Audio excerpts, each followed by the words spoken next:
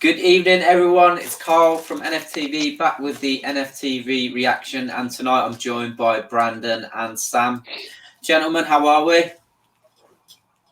Good. Fantastic. 13-hour shift work today, and it just makes it all the more easier after a nice home win. Absolutely. It's a great win for us tonight.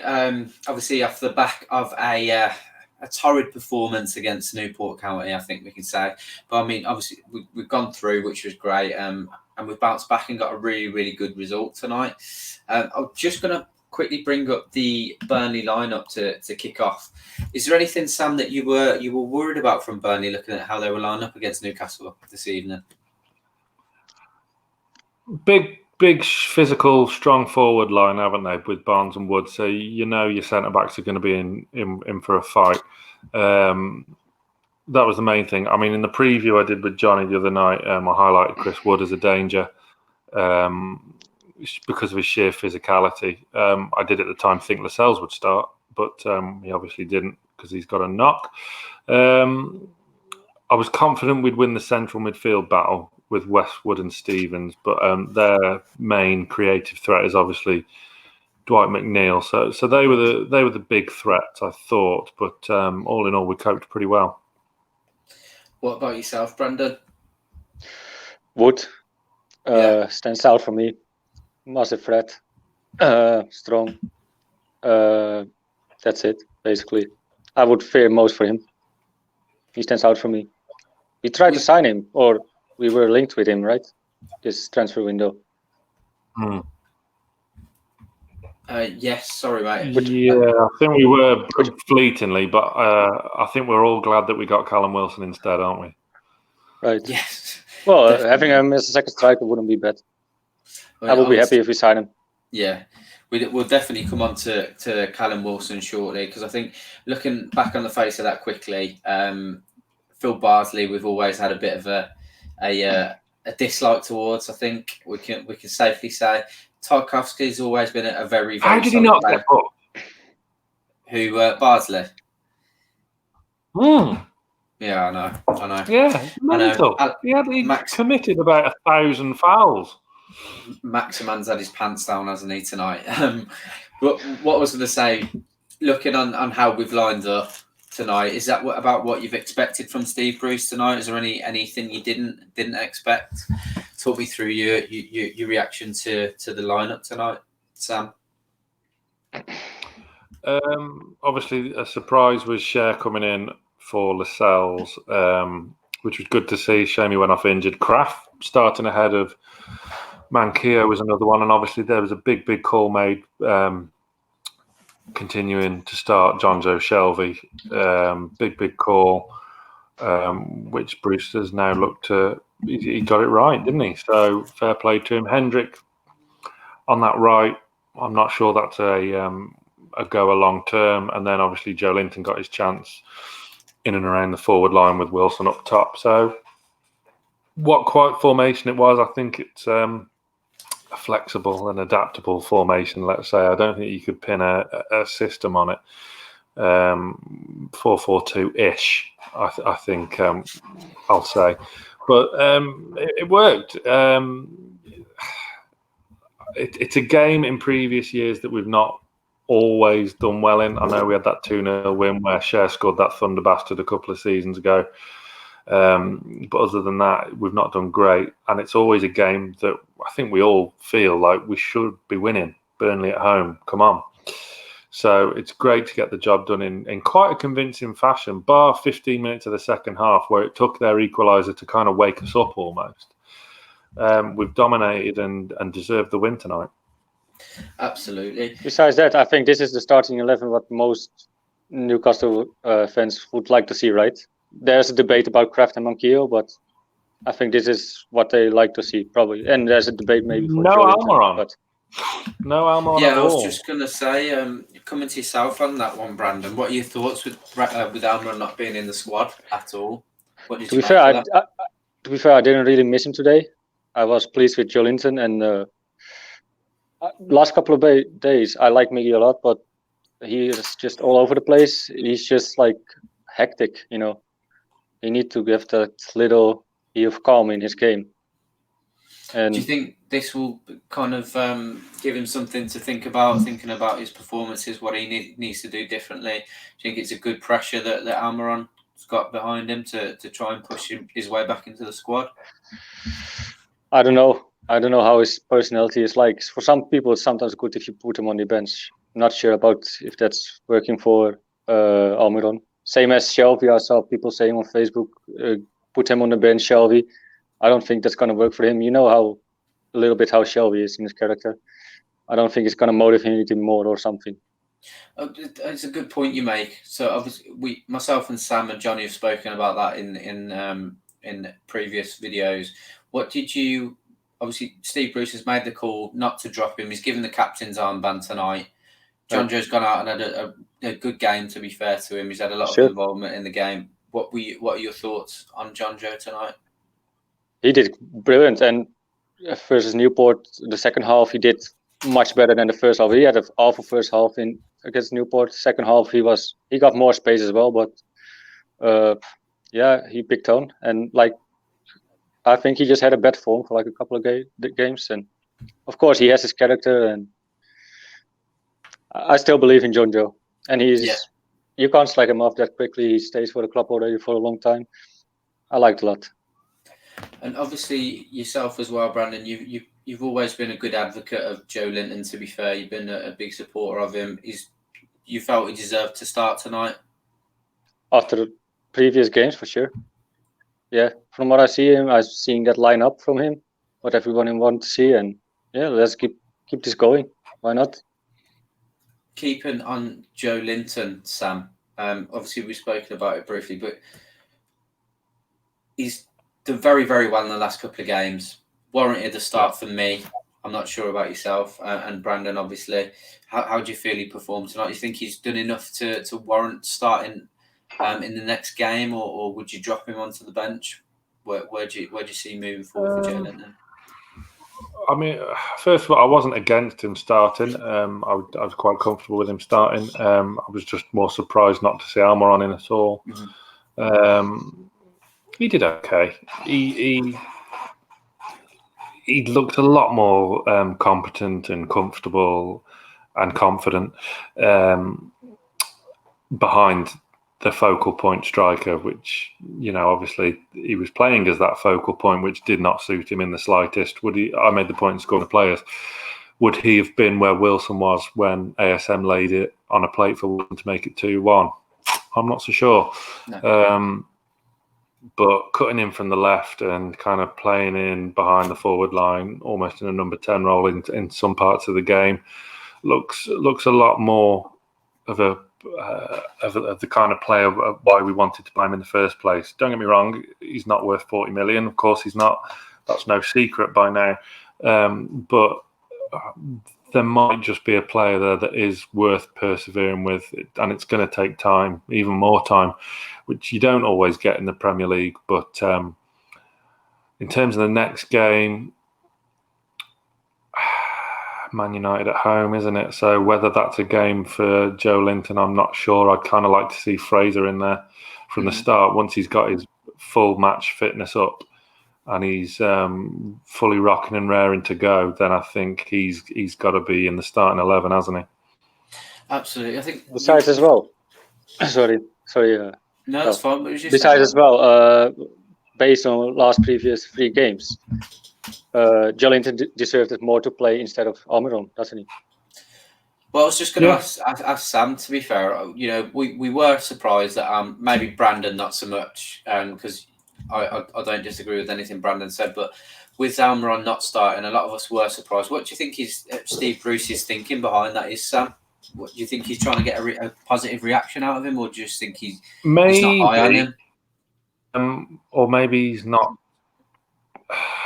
That's a possibility. I think we'll know that more in time. Does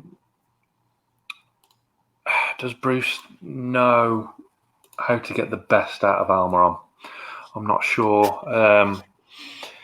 It's a tricky one. I mean, Johnny said in scoring the players, maybe it just wasn't the game for Miggy, which shows a bit of intelligent management, I suppose.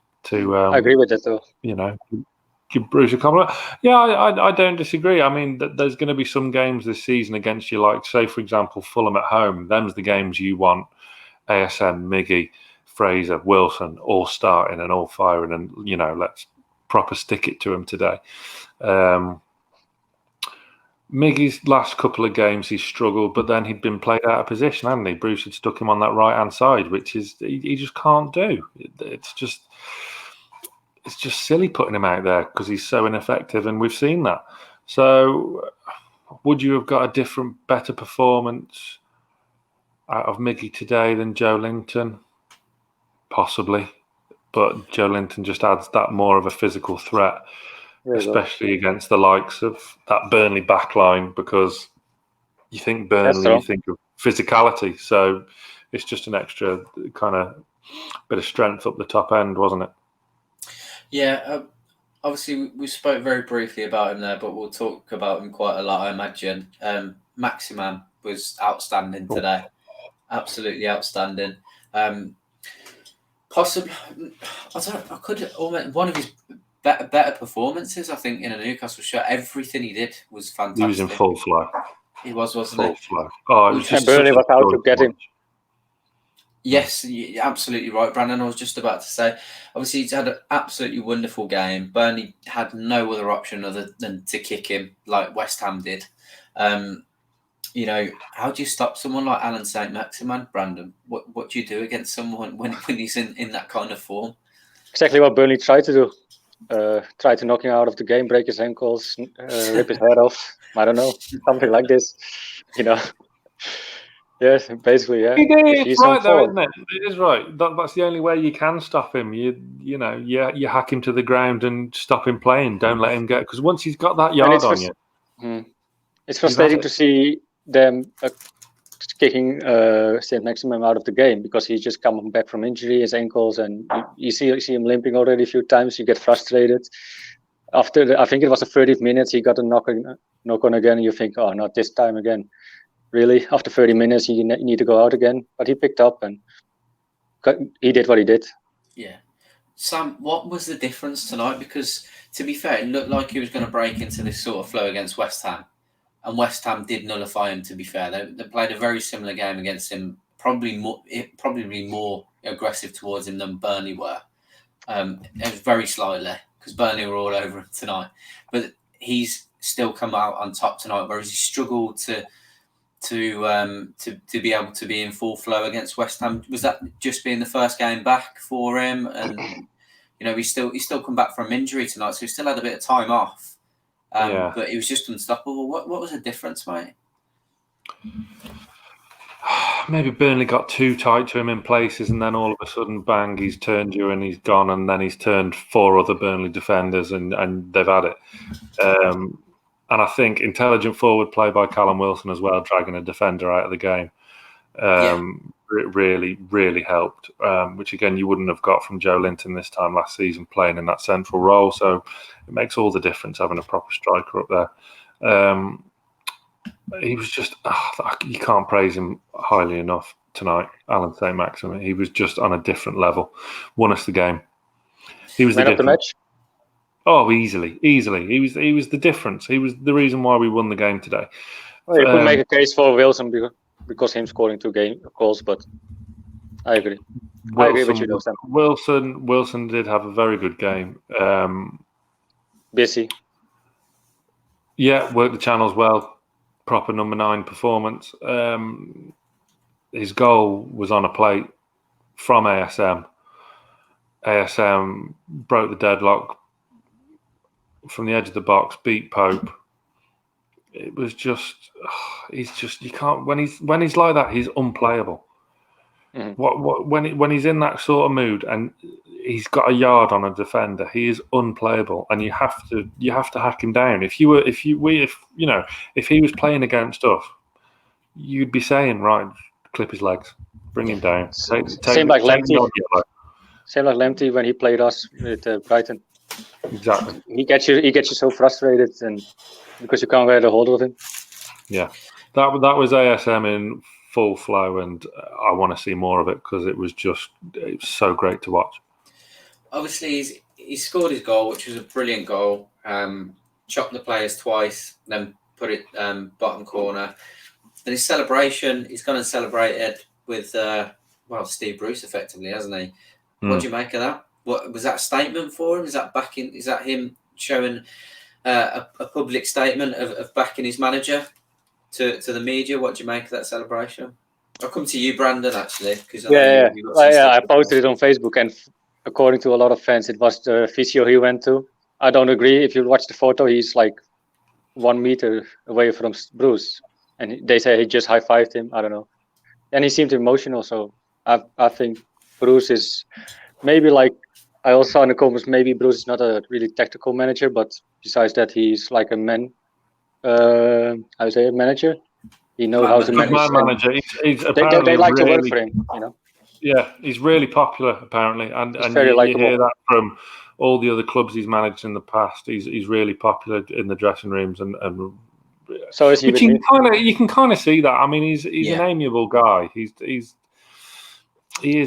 like a nice guy, isn't he? So it's just. But I want to make a statement though, like. I got slacked off a lot, and also by you guys sometimes for liking Steve Bruce, giving him a 7 out of 10 last game versus Tottenham and shit. But as long as he doesn't drop points in unnecessary things, you can't really blame him. Even his tactics might suck. So fair point. If he starts losing games that he shouldn't lose, okay, that's time for him to go. But besides now, we have 7 points out of 4. We're in the quarterfinal. Absolutely. Look, you know, if any Newcastle fan gets asked if we're going to be in the top 6 and quarterfinal with the potential of getting to the semi-final of the Carabao Cup by got a good draw as well, so mid-October, nobody's going to say no to that in their right mind, are they? Because if you do, you're just bitter. At the end of the day, I don't think any Newcastle fan that kind of wants Steve Bruce out or aren't on board with him. I don't think anyone would say that they dislike the man. But Rafa played this way sometimes as well, you know, defensively, and so does Bruce sometimes. No, maybe of course. My point is, I think we can all agree, like Sam said, he's an amicable guy. He seems like a very, very good manager. I think the majority of people that want Steve Bruce out are more bothered about his tactics than him as a person. Is that fair to say, Sam? Yeah, I think so. It was a big game for him tonight because he did bite back in the presser, as I said earlier. So that kind of draws a line in the sand. If you've got to then back it up if you're going to come out fighting, and he has done tonight. So I don't like to see managers fail unless you're like Joe Kinnear or Steve McLaren. Although I quite like Joe Kinnear, but for all the wrong reasons, because he was just fucking useless, wasn't he? Yeah, amiable guy. Hope he does well, but he's rode his luck, and I think we'd all agree he's rode his luck last season and the start of this season as well. We all want to see him, Newcastle United, do well. So, and besides that, we're 33 points away from safety. So, exactly. But you'd want to be. This is it. This is the part of the problem, though. You want to be looking higher than that, and the squad we've got now, you should be looking higher than that. And the performances haven't warranted that always. I know it's early days, but is it fair to say, Sam? Is it fair to say under Mike Ashley's regime? Is it fair to say isn't it more how you say this in English? Isn't it more likely to look to the 40 points instead of ahead? Yeah. If we get taken over, of course we can look higher than staying in the league, but. Right now, we should be heading for that 40 points. Everything extra is good under Mike Ashley. Yeah, no, you're right. You're right. And the fact is, the 40 points will always be the marker first and foremost. Once you're there or thereabouts, then you can start looking at the top half of the table, which hopefully we can achieve this season. But it's always going to be tough. The fact is, he's done well, as you said at the top of the show, Carl. Carabao Cup quarter-finalists, 7 points, comfortably in the top half of the table so far. And it was important that we did that because of the games we've got coming up. So it was important we got off to a good start to the season, which we have. So it's now time to kick on and see what we can do when we've got all of our attackers fully fit. So Sam, would you rate Steve still the same way if we reach that final or maybe even win it? Well, if he wins the Carabao Cup, or at least reaching the final, would you rate him different than you do now? I don't. It depends because think about it and come back next week about it. Come back next week. I mean, I've got stuff to do this week. I've got a landing that needs decorating. But if the thing is, if he goes and wins the Carabao Cup, he's an instant legend, isn't he? Yeah. So I mean, you're probably getting a bit ahead of yourself there, Brandon. But no, I'm just saying if. I don't say anything. Fair, yeah, I know you are. But at the end of the day, Brentford away ain't going to be easy. Mm-hmm. I agree.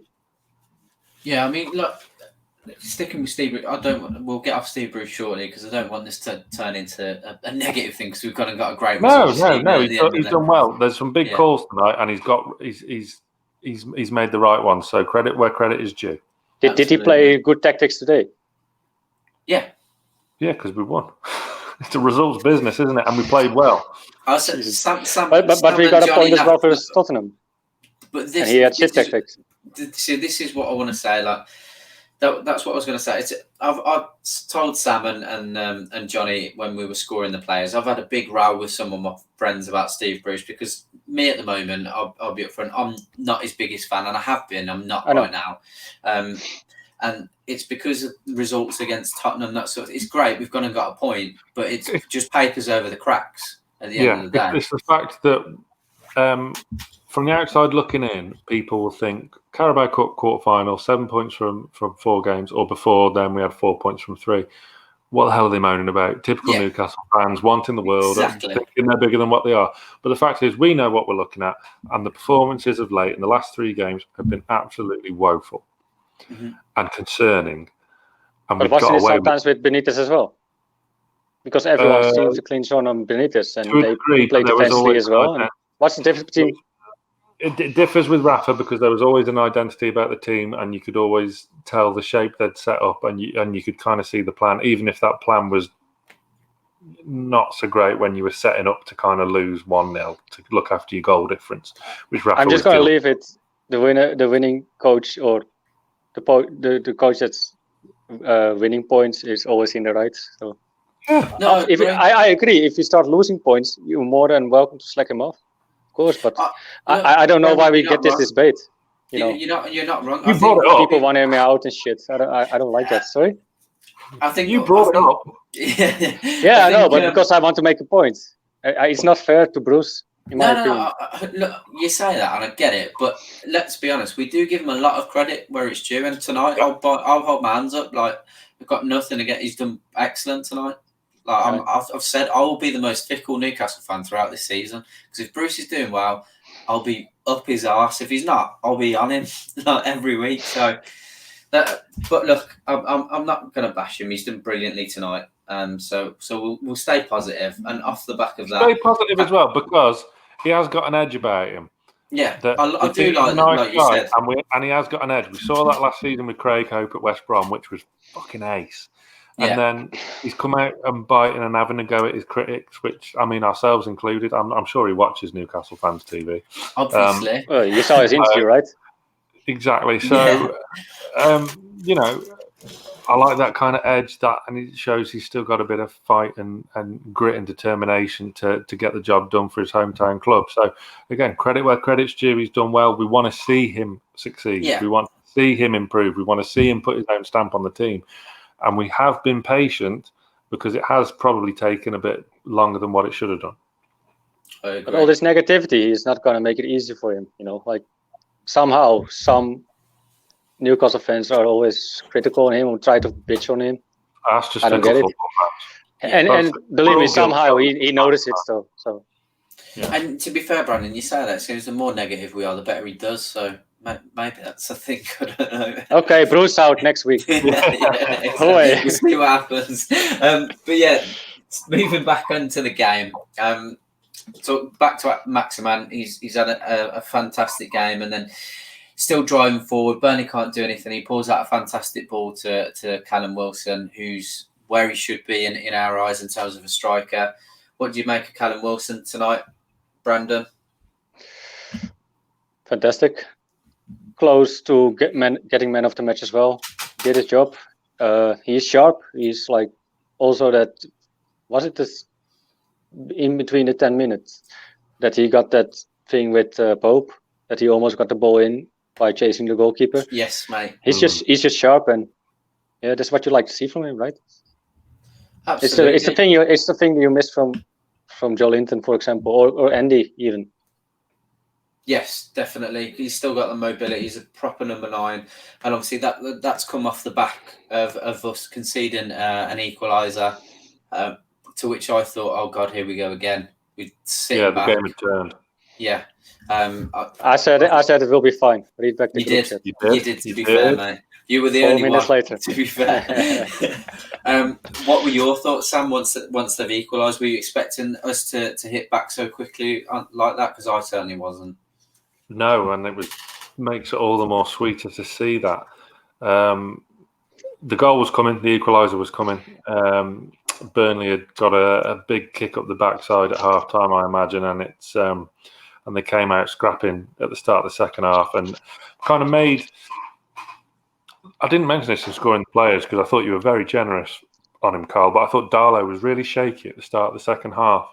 With a couple of balls that have come over the top. Yeah. Just for the first 10 minutes or so, I thought he was really shaky. But then I think, but just about the hour mark, there was one cross coming and he beat Ashley Barnes in the air to it and collected, and that kind of settled him down after that. Yeah. But you could tell it was coming. It was a nice finish from Ashley Westwood. And if anything, you were worried about we're going to be losing the game, not winning it at a canter. The reaction, it kind of woke us up a bit, because we were in complete control of that first half and arguably could have been going into the break 2-0 up, but it wasn't to be. So it woke us up, and ASM just electric, just absolutely superb. But it was that end product that you wanted to see more of, and it just on a plate that's just feeding the strikers, and they will score them every time on a plate. It was just absolutely superb, proper poacher, proper striker, just tap in. But it's just all the work that was done from the winger, and it was just great to see. But it made a game fun, right? Since start of second half until the 60th minute, Burnley was better than us. Start to work on things, playing better. Got the 1-1, got more attention, and then it made the game better. If we would have won 3-0, it was good, but what do you think changed, Brandon? Because the first half I think we averaging about 67 to 70% possession. I think it was something like that. Right. And then the first 15 minutes or so of the second half, it was the complete opposite, where we had 33% of possession and Burnley were looking at 65 to 66, 67% of possession. What changed? Was it just the break that's happened, and maybe Steve Bruce has looked and said, just sit back for 10 minutes, see how things go, see what they've got, and rather than just kicking on and putting the foot on the gas? What do you think, mate? I think Burnley knew they had to do something, and they did. They had the equaliser, and they played good. But after that, we played good second half, but I don't know what it was. We just turned it around. Absolutely. Maybe by personal class as well, but we've got Wilson and Maximin celebrating together. We just talked about their excellent link-up play. How much of this are you expecting from them this season, Sam, when both fully fit? Obviously, Wilson's looking fit and sharp anyway, but in terms of Maximin being 100%, which he looked like he was at tonight, he's obviously gone off with a little bit of cramp and stuff, but these two. I mean, he's going to get a week's rest now, isn't he, with international break? So, that's going to be a key partnership for the season, isn't it? Yes. ASM's our key kind of creative outlet and got us out of a fair few sticky situations on a number of occasions, particularly last season. And now he's got a striker to feed, a proper striker to feed, hasn't he? So with Fraser, when he's fully fit and firing the other side of the pitch as well, it's exciting. It's an exciting forward line, which is not something we've had for a good number of years now. We've had kind of stop starts, and obviously we all love Rondon, but there wasn't really much around him. But that's a proper forward line. That is with some good strength in depth as well. And you got the likes of Jacob Murphy coming through as well to fill in here and there. He's improving all the time now. And then Joe Linton's softly, he's getting there slowly. But Miggy, ASM, Fraser, with Wilson up top, that's an exciting forward line in my eyes. So it's something to look forward to.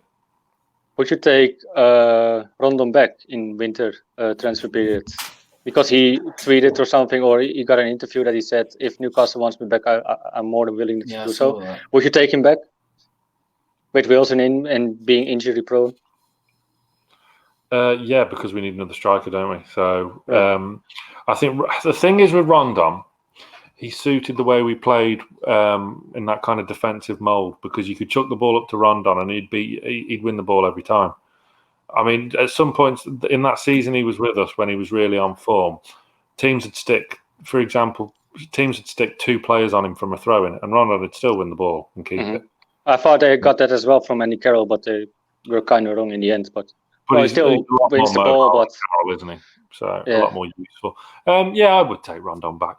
I mean, it's never going to happen, but I would have him back. And then you've got a real proper squad, then, haven't you? But would it be possible though? Because I can imagine the Chinese club want to probably sell him, not loan him. I guess he's on too much money.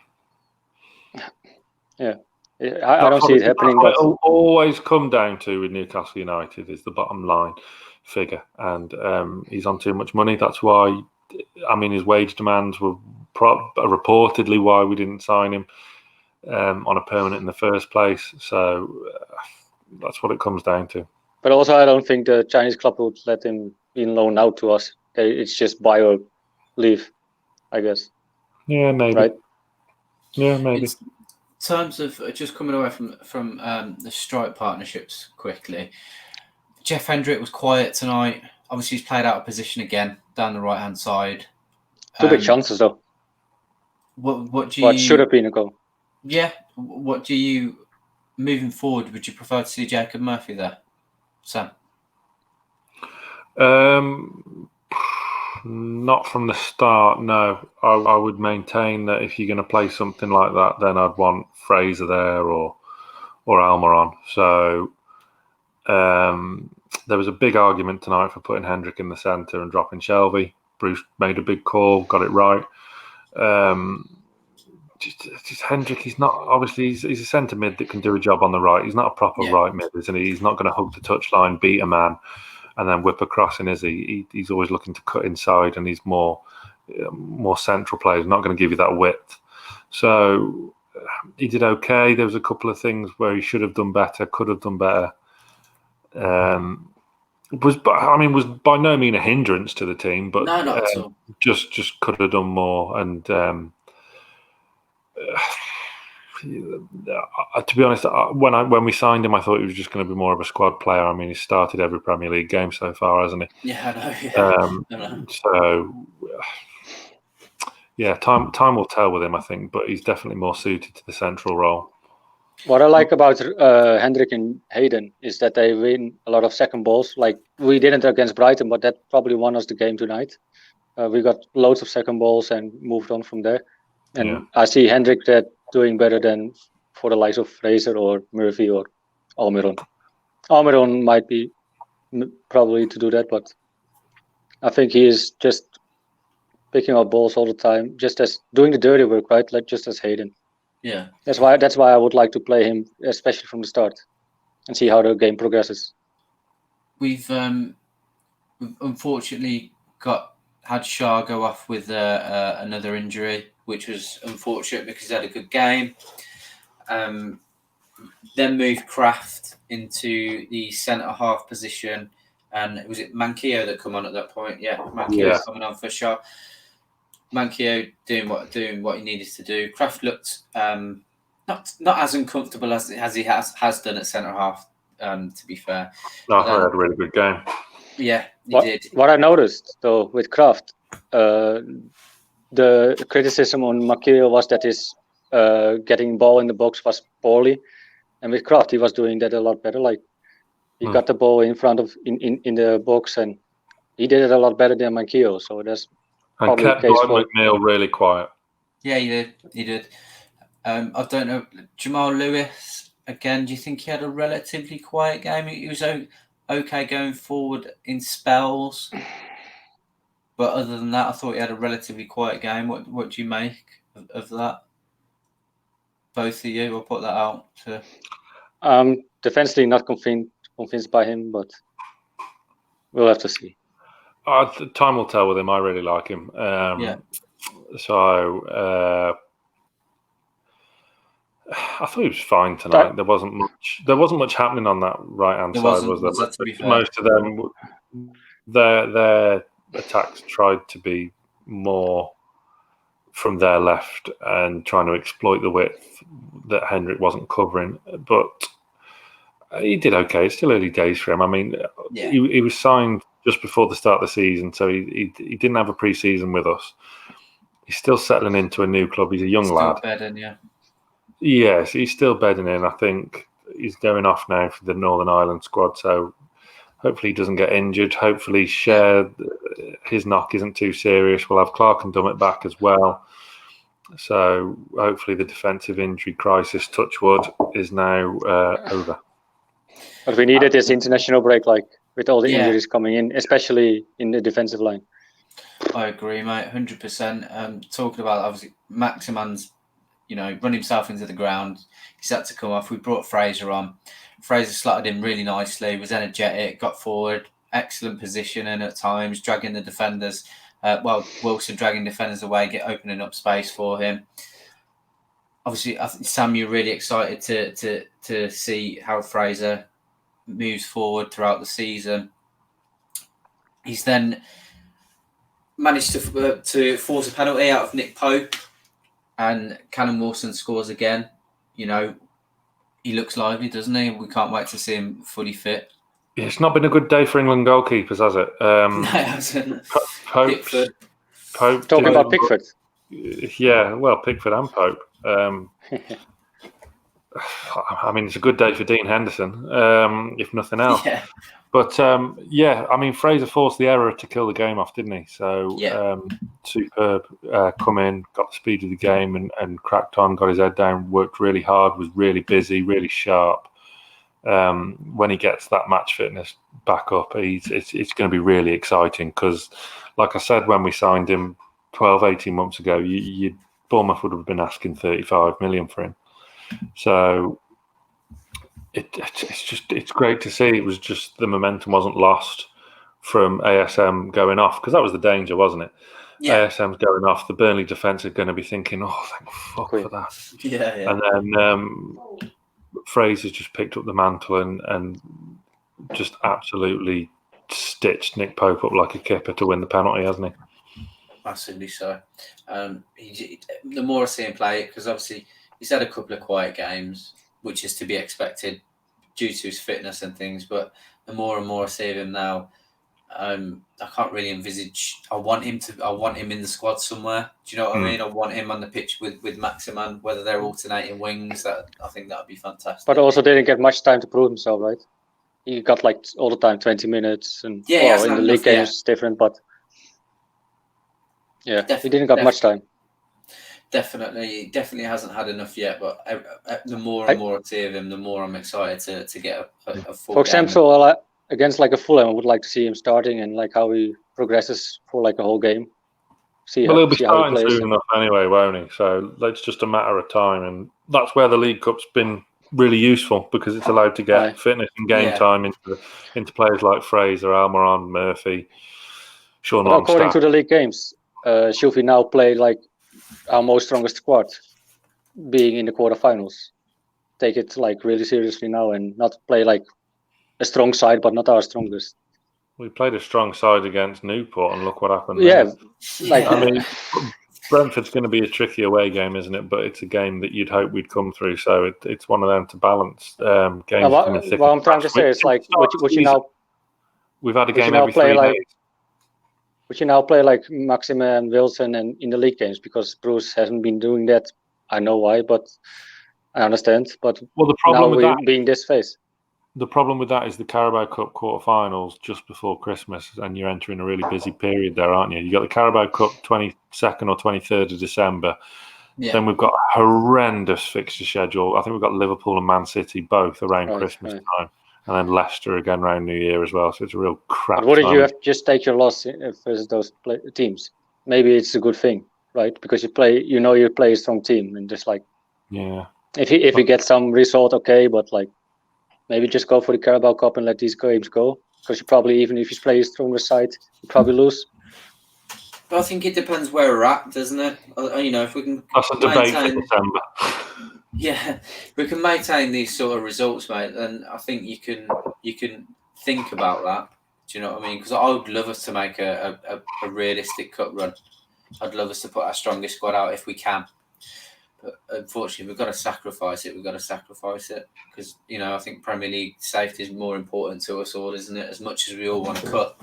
And like Sam said earlier, Bruce would become an absolute instant legend if we managed to win the Carabao Cup. But we've got to sacrifice that for the league. I'd do that personally. If Bruce wins the Carabao Cup, I will be really up into his ass this time. Yeah, no, that's true. I'll be there with you, mate. I'll be there with you. Talking about that, you know, I go first though. You can go after me. I haven't managed to catch Steve Bruce's press conference after the game. Did either of you catch what he had to say? It can enlighten me. Briefly, I've not updated the socials too much, but I think what he did say was something along the lines of the treatment Phil Barsley was giving ASM, which was fair enough. I mean, how Barsley didn't get booked was a bit of a mystery, but that's the thing. It was just a different level. He's just highlighted the criticism that he's had this week and accepted it because it wasn't good enough. And he said tonight we've hopefully quietened a few for a while anyway, which, I mean, he almost certainly has, like we've said before, credit where credit's due.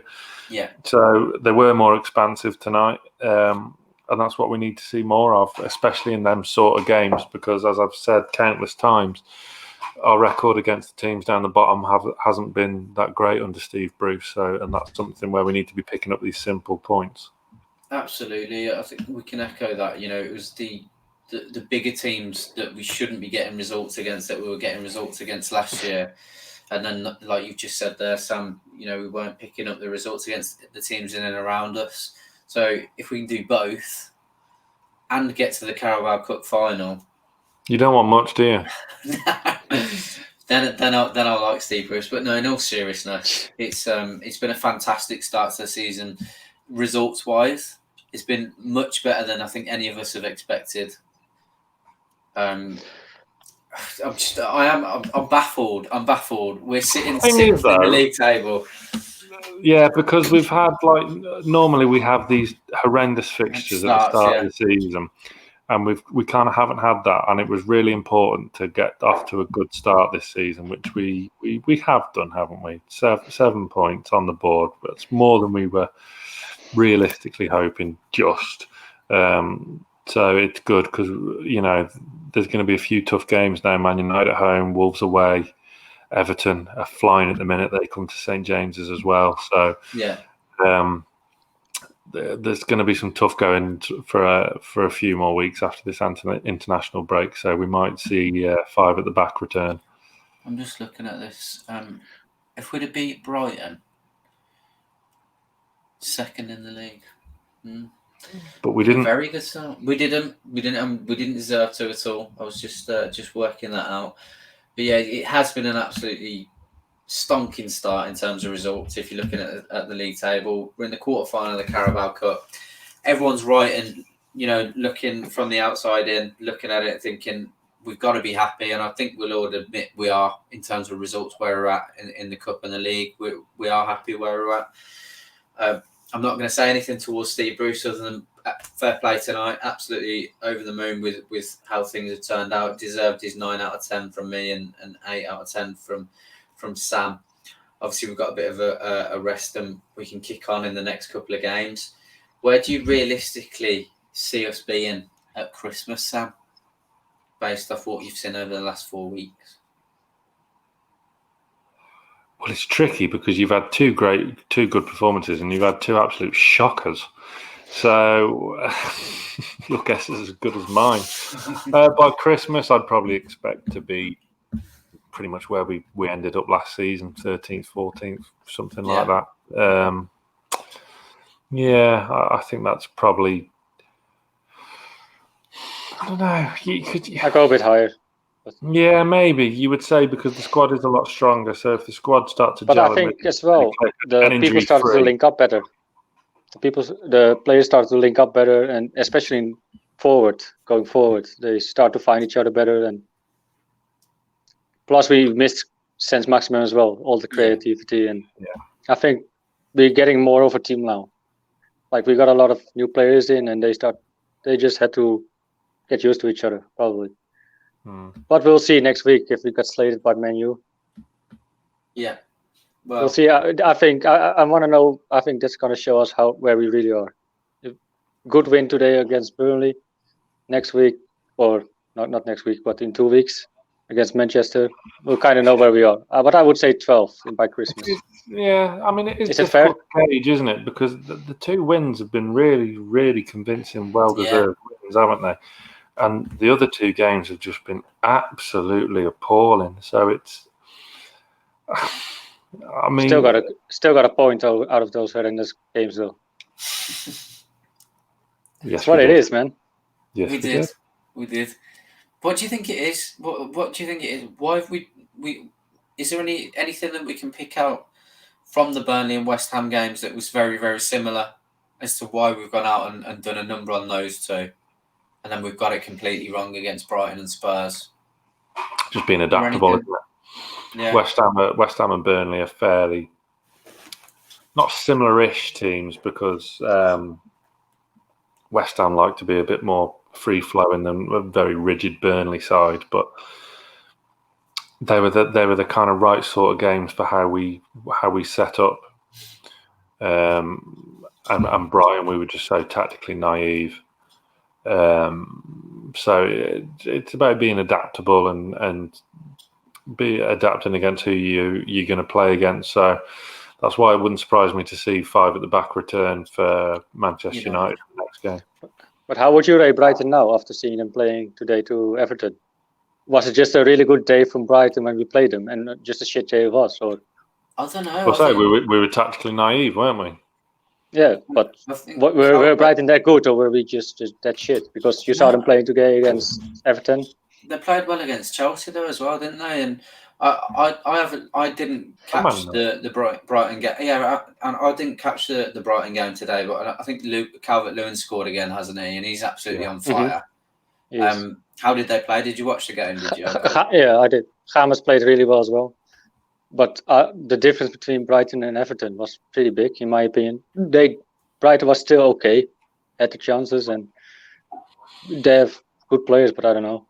On the flip side, it was a big day. Manager and look a cut above from where they've been for years now. So the top of the league. We'll know in a few weeks when they come to St James's, which it'd be interesting if nothing else. Definitely. But I think we'll leave it there, gents. Great result tonight. Can't be negative about anything. Everything was fantastic. Everything was right again tonight. So credit where credit's due. Fair play, Steve Bruce. We kick off again next week with Man United. Hopefully we can get a result there. We've got a week off. Sorry, week off. I did say that earlier in the show, didn't I? Yeah, you did. All right, I'll wind my neck. No. I've got it wrong then, so it's fine. It's fine. we'll be back in a couple of weeks with Man United in terms of a reaction. Hopefully, we're talking about another good result. Yes, I think we've got Lee up shortly after with the last word. But yeah, let us know in the comments below, guys, what your thoughts are on Steve Bruce, what you're happy with, what you're unhappy with. Thanks for tuning in. Like, share, and subscribe. It's been Carl, Sam, and Brandon. We'll see you soon. Ta-ra. Bye-bye.